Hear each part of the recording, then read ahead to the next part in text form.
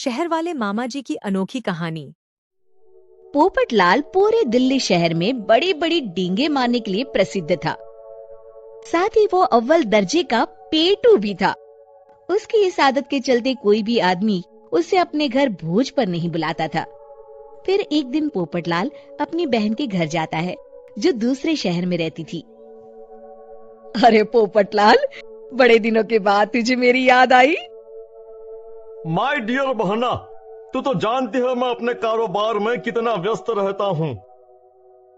हाँ, तेरी बात भी सही है। अब आया है तो कुछ दिन ठहर के जाना। अरे दीदी, ये भी कोई कहने की बात है।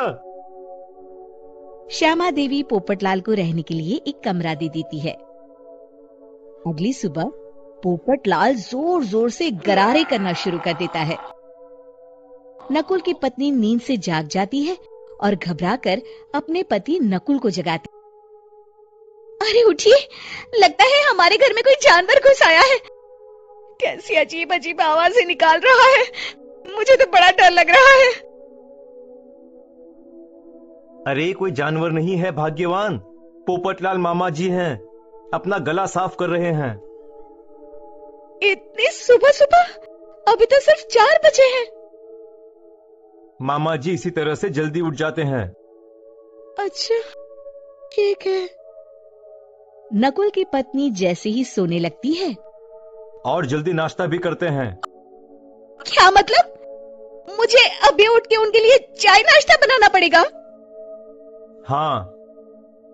अरे मर गई रे, अब मेरा क्या होगा? फिर थोड़ी देर के बाद नकुल की पत्नी मामा जी के लिए चाय नाश्ता बनाने में जुट जाती है। अरे भाई वाह, बड़ी अच्छी खुशबू आ रही है। बहू, जो भी बना रही हो फटाफट ले आओ, जोरों की भूख लगी है। हाँ मामा जी, अभी लाती हूँ। देखते ही देखते पोपटलाल सारा नाश्ता चट कर जाता है। बहू, कल से पराठे में देसी घी ज्यादा डालना, आज कुछ मजा नहीं आया। हे भगवान, इसका नाम तो पेटू लाल होना चाहिए था। पूरे 10 लोगों का नाश्ता अकेले हजम करने के बाद भी इन्हें मजा नहीं आया। इस तरह रोज पोपटलाल सुबह सुबह घर के सभी लोगों को नींद से बेवक्त जगा देता था और हमेशा खाने की उल्टी सीधी फरमाइश करते रहता था।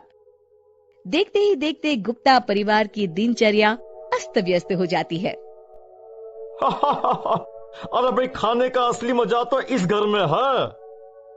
अरे माँ, ये पोपटलाल मामा यहाँ और कितने दिन रुकेंगे? ये अकेले इतना खाना खा जाते हैं कि आज राशन वाला मुझसे पूछ रहा था कि अरे भाई, क्या आप लोगों ने घर में हाथी पाल लिया है? अरे बेटा, अब घर के मेहमान को कोई सीधे मुंह कैसे निकाल सकता है? माँ जी, अब बर्दाश्त की इंतहा हो गई है। मैं अकेले इतना काम नहीं कर सकती। आखिर मैं भी इंसान हूँ। मैं कल ही अपने मायके चली जाऊंगी। अरे भाग्यवान, हम सबको मुसीबत में अकेला छोड़कर तुम कहां जा रही हो? जरा सब्र करो, मैं कुछ सोचता हूँ। अगले दिन एक डॉक्टर साहब उस घर में आते हैं। अरे नकुल बेटा, ये डॉक्टर यहाँ क्यों आया है? अरे मामा जी, माँ की तबीयत बहुत खराब है। तबीयत तो खराब होगी ही, तुम लोग उल्टा सीधा खाना जो खाते रहते हो। देखो नकुल, मैं तुम्हारा फैमिली डॉक्टर हूं, इसलिए आज से मैं जो कहूंगा तुम सबको वही खाना रोज खाना पड़ेगा। आजकल कितनी बीमारियां फैल रही हैं, पता भी है तुम्हें? आज से तुम सब सिर्फ सलाद और करेले का जूस पियोगे, समझे? डॉक्टर अंकल, आप ठीक कहते हैं। पोपटलाल घबरा के, अरे क्या खाक ठीक है भांजे? ये डॉक्टर सीधे सीधे हमें घास फूस खाने के लिए कह रहा है। अरे मैं कहता हूं भगा इस डॉक्टर के बच्चे को यहां से। अरे मामा जी, डॉक्टर साहब ठीक ही तो कह रहे हैं। इसी बहाने आपका इतना बड़ा पेट जो बाहर निकला हुआ है वो अंदर हो जाएगा। इस तरह गुप्ता परिवार रोज खाने में सिर्फ सलाद खाना शुरू कर देता है। बेचारे पोपटलाल का बुरा हाल हो जाता है। ये लीजिए मामा जी, ताजा ताजा करेले का जूस। अरे नहीं नहीं बहू, मैं मरने से पहले मरना नहीं चाहता। मुझे तुम लोग माफ करो। यह भेड़ बकरी वाली जिंदगी तुम लोगों को मुबारक हो। मैं तो चला यहां से। पोपटलाल अगले दिन ही घर छोड़कर चला जाता है।